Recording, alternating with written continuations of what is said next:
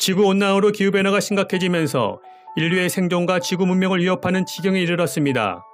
지금 세계는 미세먼지를 비롯한 환경 문제와 기상이변으로 인한 자연재해, 코로나19 확산 이후 다가올 미래에 대한 불안도 커졌습니다. 인간이 자연과 공존하기보다는 무분별하게 자연 생태계를 파괴한다면 인류는 더 큰 위기를 가져다 줄 것이라는 경고도 나오고 있습니다. 이에 대한 대처 방안 가운데 산림을 건강하게 가꾸고 지키는 일은 그 무엇보다도 중요한 일입니다. 우리나라 국토 면적은 약 1000만 헥타르입니다. 우리나라 산림 가운데 67%인 약 430만 헥타르는 210만여 명의 산주가 소유한 사유림입니다. 나머지는 국가와 지방 자치단체 소유의 국유림과 공유림입니다. 사유림 산주 대부분은 산림 경영에 무관심합니다. 소유 규모가 영세하고 소득 증대에도 그다지 도움이 되지 않기 때문입니다. 그러다 보니 전국의 산림 중 유령림으로 방치되어 있는 경우가 적지 않습니다. 사유림은 1인당 평균 산림 소유 면적이 2헥타르의 소규모로 운용되고 있으며 임도 밀도는 선진국에 한참 못 미치는 헥타르당 3.0m입니다. 지속적인 녹화 사업으로 임목축률이 해마다 증가하고 있지만 산림 경영 정책과 인프라가 미흡해 임업 경쟁력이 떨어진다는 지적을 받고 있습니다. 이로 인해 목재 자원을 활용한 지역 산업과 연계가 부족하고 수익을 창출할 수 있는 경제적인 산림으로의 전환이 힘들다는 것입니다. 산림을 체계적으로 관리하고 민간에서 조림, 생산조림의 순환구조를 만들어 경쟁력 있는 숲 가꾸기를 통해 지역 활성화에 기여해야 합니다. 특히 사유림 활성화 대책을 마련해 우량 목재 생산과 임업의 고소득 창출을 위한 장기적인 로드맵이 요구되고 있습니다. 현재 우리나라 산림산업은 위탁대행 사업, 입찰 방식, 사유림 대리경영, 위탁형 대리경영 시범사업 등 4가지 방식으로 시행되고 있습니다. 위탁대행 사업, 6.25 전쟁과 산림 훼손으로 벌거숭이가 된 산림을 단기간 내에 복원시키기 위해 정부는 산림사업 시행 내용을 간부에 게재하고 산주의 동의를 받은 것으로 가름해 산림사업을 시행했습니다. 1980년부터 시행된 위탁대행 사업은 지자체가 산주의 동의 및 신청을 받아 산림사업을 주관하지만 1인 수의 계획을 맺은 산림조합이 산림사업 일체를 독점해 시공하고 있습니다. 입찰 방식, 2000년부터 산림사업 법인제가 발족함에 따라 입찰에 의한 산림사업이 배형됐습니다. 지자체가 산주의 동의 및 신청을 받아 산림사업을 주관하지만 입찰 방식으로 낙찰받은 업체가 당해연도에 산림사업을 시행합니다. 시공업체가 매년 바뀔 수 있기 때문에 초기 10년간의 용림사업에 대한 최종적인 책임자가 없다는 점이 단점으로 지적되고 있습니다. 사유림 대리경영, 정부는 체계적이고 지속적인 숲 가꾸기 관리를 위해 유럽과 일본에서 발달된 제도를 도입했습니다. 2000년 산림법으로 지정한 사유림 대리경영 제도는 산림조합 중앙회, 산림조합, 산림법인이 참여해 산주와 체결한 계약에 따라 대리경영자가 10여 년 이상 지속적인 관리를 통해 사유림을 활성화한다는 것이 기본 취지입니다. 산림사업의 설계, 관리 감독의 주체는 산주로 임업인의 실질 소득 향상에 도움을 줄 수 있는 장점이 있습니다. 위탁형 대리경영 시범사업, 2019년 1월부터 전국적으로 확대 시행된 위탁형 대리경영 시범사업은 지자체의 산림사업 일체를 산림조합에 위탁해 발주하는 사업입니다. 계약의 주체는 지자체와 산림조합으로 산주는 경영 및 감독에 참여할 수 없습니다. 산림조합은 관리감독의 주체로 전체 사업비의 9.5% 수수료를 받으며 일회성 입찰 방식을 시행하고 있습니다.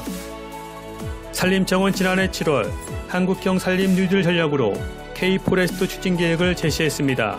숲에서 찾는 새로운 일상이란 비전 아래 디지털 비대면의 산림 분야 도입, 산림산업 활력 촉진, 임업인 소득 안전망 구축, 기후위기 시대의 지속가능한 산림관리 등 4대 누누물 전략과 16대 추진과제로 구성됐습니다. 박종호 청장은 산림 분야 세제 개편 등을 통해 임업인의 소득 안전망 구축을 위한 실효성 있는 정책이 추진돼야 한다며 임업 경영의 규모화를 위해 경제림 육성단지를 재편하고 임업인 보조 차등 적용 등의 내용이 포함된 산림자원법이 개정되도록 노력하겠다고 말했습니다. 그동안 우리나라는 한국전쟁 이후 항폐한 산림을 복원해 세계적인 최단계 산림 녹화 달성해 모범국가로 성장했습니다. 도림에 성공한 이후 산림을 효율적으로 관리하고 경제림을 육성하기 위해선 산림조합이 사실상 독점하고 있는 산림사업을 경쟁체제로 바꿔야 한다는 지적이 제기되고 있습니다. 충남 군산군 사례로 본 사유림 대리경영 현황.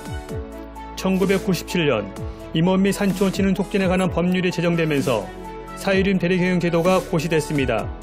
2014년 솔매우드 산림산업은 산림토목을 제외하고 사유림 대리경영을 시행했지만 대리경영자의 유권 해석을 빌미로 중단됐습니다.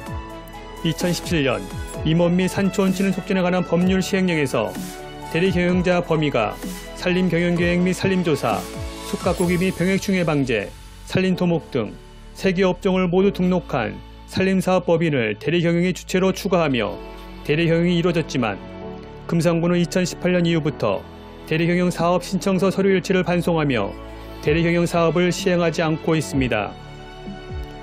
사유림 대리경영 활성화 방안. 그동안 산림정책은 산림녹화에 집중하며 민둥산을 푸른 숲으로 완전히 바꿔놓았지만 산림의 자원화는 제대로 이루어지지 않았습니다. 이로 인해 산주들은 임업 경쟁력을 잃고 부가가치 창출에 제한을 받아왔습니다. 숲가꾸기 정책 일관성 부족으로 숲에 진입하려면 잡목, 도복목, 유령님, 병해충목 등으로 방치되어 있는 경우가 적지 않습니다. 지난 40년 동안 시행했던 위탁대행, 입찰 방식에서 벗어난 새로운 산림 경영이 요구되고 있습니다.